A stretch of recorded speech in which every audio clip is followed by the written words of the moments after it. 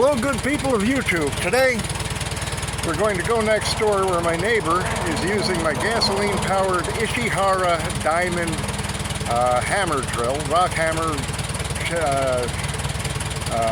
jackhammer thing.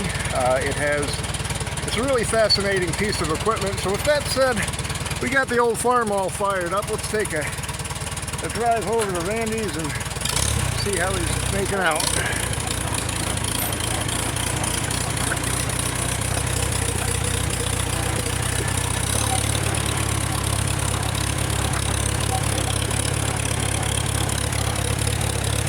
Yep, it's an old farm all day, 1948. I can see by the smoke coming out of Randy's that he's getting somewhere with it.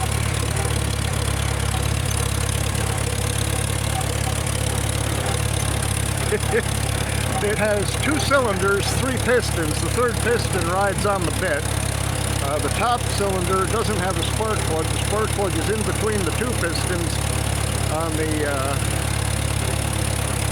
lower cylinder. The top cylinder is for the purpose of supercharging it, and it has a diaphragm-operated mechanical fuel injection system, no carburetor. And let's see how Randy's coming along here.